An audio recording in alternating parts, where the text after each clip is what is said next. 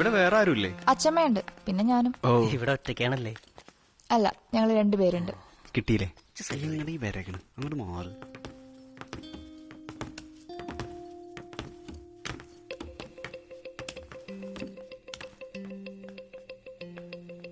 രണ്ടുപേർക്കും കൂടെ ഒരു റൂം പോരെ? ആ, അതൊക്കെ മതി. ഇല്ലെങ്കിൽ പറഞ്ഞാ മതി, ഇവിടെ നിറച്ച മുറികളാ. സൗകര്യം പോലെ ആവാം. അത് കുഴപ്പമില്ല, ഞങ്ങൾ അഡ്ജസ്റ്റ് ചെയ്തോളാം. നല്ല പഴക്കമുണ്ടല്ലേ വീടിനൊക്കെ. എനിക്ക് ഈ ടൈപ്പ് വീടൊക്കെ ഭയങ്കര ഇഷ്ടാ. കുറച്ച് ക്യാഷൊക്കെ കിട്ടിയിട്ടാണ് ദൂരം ഒന്ന് പണിയാൻ. നിന്നെ കൊണ്ടാകുമ്പോ പറ്റും. അതാകുമ്പോ വീഡിയോ ചെയ്യാൻ വേറെ വീട് നോക്കണ്ടല്ലോ.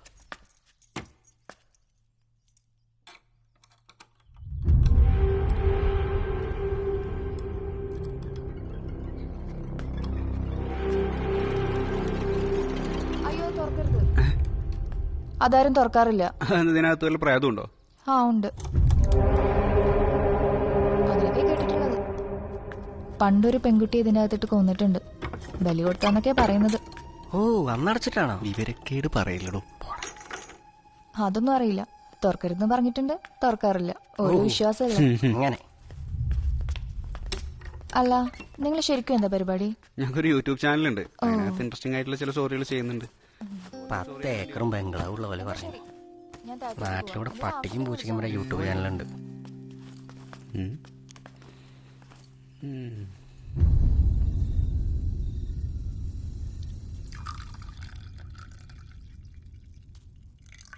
ആ, കുഴപ്പമില്ല. ആ, ശരി. ആ, ഓക്കെ. ഞങ്ങൾ നാളെ ലൊക്കേഷനിൽ എത്തിയിട്ട് വിളിക്കാം. ഓക്കെ.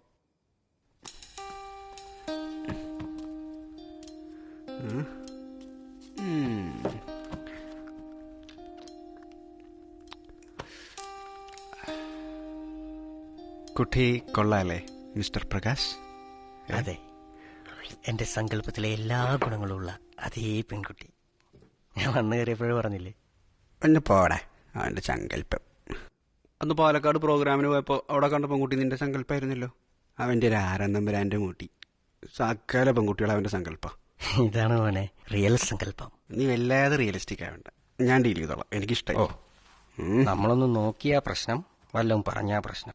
ബലരാമൻ എന്ത് നെറുകേട് പോവാലോ. ആയിക്കോട്ടെ.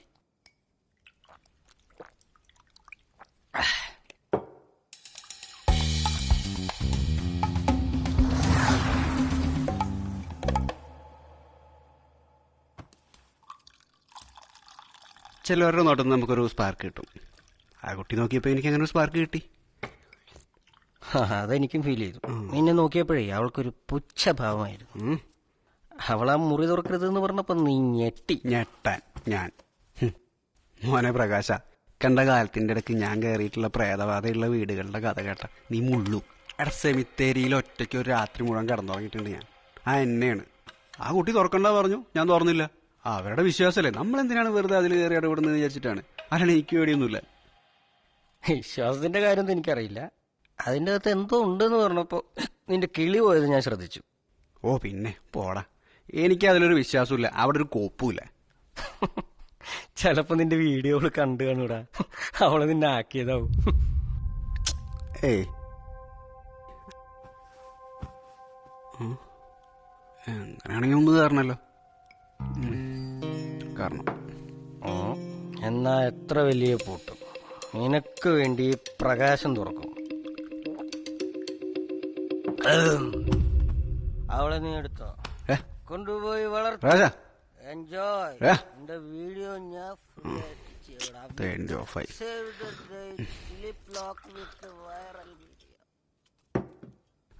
നോക്കിയതാണ്. എന്തായാലും തുറക്കാം.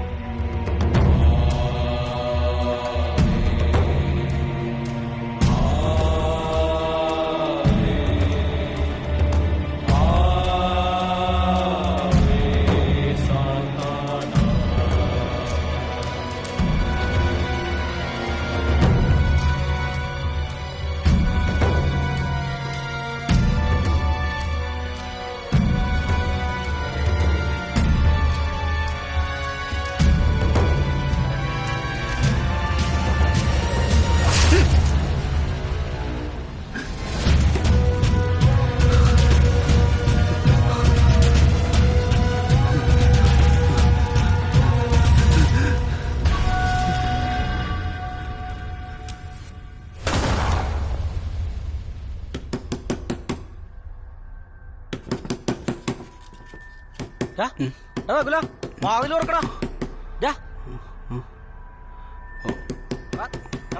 വാതിൽ തുറക്കടാ. വാതിൽ തുറക്ക്. എന്താ അതിനകത്ത് പരിപാടി? തുറക്കടാ, വാതിൽ തുറക്കടാ. നകുലാ വാതിൽ തുറക്ക്. ഇതെവിടെ? ഞാൻ ചുമ്മാ, ഇവിടെ കുഴപ്പമൊന്നുമില്ല. എടാ ഒരു പ്രശ്നമുണ്ട്. നമ്മുടെ ജയേഷ് വിളിച്ചിട്ടുണ്ടായിരുന്നു. എന്തിന്? എടാ എനിക്കൊരു ഡൗട്ട്, നമ്മളൊന്ന് വീട് മാറിപ്പോയോ? എന്ത്? എടാ ഞാൻ വഴി ചോദിച്ചപ്പോളേ താമസിക്കേണ്ട വീടും ഷൂട്ട് ചെയ്യേണ്ട വീടും മാറിപ്പോയോ എന്നൊരു. അവനെന്താ പറഞ്ഞു? അത് തന്നെ എടാ, നമ്മളാ വീട്ടിലെത്തിയിട്ടില്ലാന്ന്. എടാ അപ്പ ഈ നിൽക്കുന്നത് നമ്മുടെ പ്രേതങ്ങളാണോ? അതല്ലടാ, അവൻ പറഞ്ഞത് അവൻ തന്ന അഡ്രസ്സിൽ നമ്മൾ എത്തിയിട്ടില്ലാന്ന്. ഇവിടെ എന്തൊക്കെയാ കുഴപ്പങ്ങളുണ്ടാ? നമുക്ക് ഇവിടുന്ന് വേഗം ഇറങ്ങാം. എന്തു പറ്റി?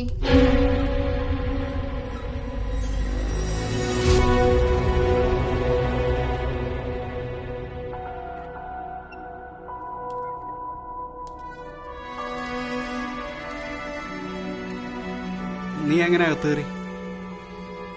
ഞാനിവിടെ തന്നെ ഉണ്ടായിരുന്നല്ലോ. അതെ, ഞങ്ങൾക്ക് ചെറുതായിട്ട് വീട് മാറിയെന്നൊരു സംശയം. സംശയമല്ല, സത്യമാണ്. പക്ഷേ നിങ്ങൾ യഥാർത്ഥത്തിൽ ഇവിടെ തന്നെയായിരുന്നു വരേണ്ടത്.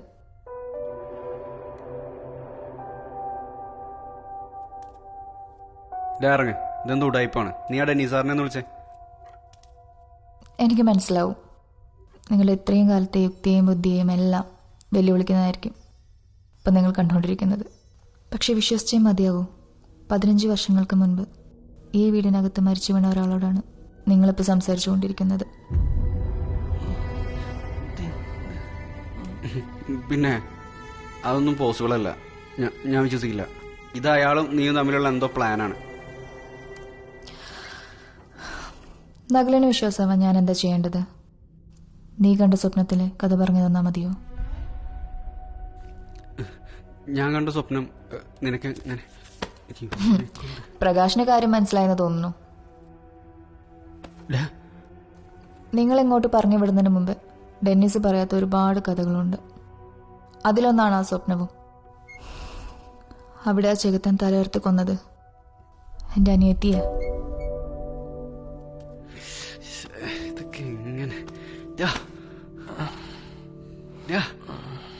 പേടിക്കണ്ട, നിങ്ങൾക്ക് ഇവിടുന്ന് പുറത്തു പോവാം. പക്ഷേ അതിനു മുന്നേ നിങ്ങൾ എനിക്ക് പറയാനുള്ള കൂടെ കേൾക്കണം. നിങ്ങൾ വിചാരിച്ചാൽ എന്നെ സഹായിക്കാനാവും. ഞങ്ങൾ എന്ത് ചെയ്യാനാണ്? ഈ വീട്ടിലൊരു പ്രേതം ഉണ്ടെന്ന് പറഞ്ഞൊരു ഫേക്ക് സ്റ്റോറി ചെയ്യാൻ വേണ്ടിയിട്ടാണ് ഞങ്ങളെ ഇങ്ങോട്ട് വിട്ടത്. ഇതിപ്പോൾ ശരിക്കും ഒരു പ്രേതമുള്ള സ്ഥിതിക്ക് അതിൻ്റെ ആവശ്യമില്ലല്ലോ. ശരിക്കും അയാൾ ആരാണ്?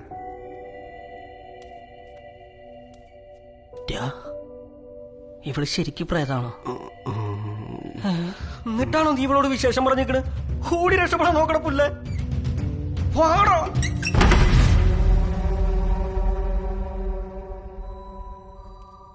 എന്തിനാ രക്ഷപ്പെടുന്നത്? ഞാൻ നിങ്ങളൊന്നും ചെയ്യാൻ പോകുന്നില്ല. എന്റെ പൊന്നി ചേച്ചി, ഞാൻ ഇവനെ പോലെയല്ല. ഒരുപാട് പ്രാരാബ്ദങ്ങളും പ്ലാനുള്ള ആളാണ്. എന്നെ മാത്രം ഒന്ന് പുറത്തേക്ക് വിടുവോ? നീ എവിടെ പോകണില്ല, അവിടെ നിൽക്ക്. നിന്റെ അനിയത്തി അവരെന്തിനാ കൊന്നത്? ഞങ്ങൾ എന്തിനാ അയാൾ ഇങ്ങോട്ട് അയച്ചത്? നീ എന്താ ഇവിടെ? പറയാം. ഞാനും ജെസ്സിയും വളരെ അടുത്ത കൂട്ടുകാർ കൂടിയായിരുന്നു. ഞങ്ങൾക്ക് പരസ്പരം അറിയാത്ത രഹസ്യങ്ങളൊന്നും ഉണ്ടായിരുന്നില്ല.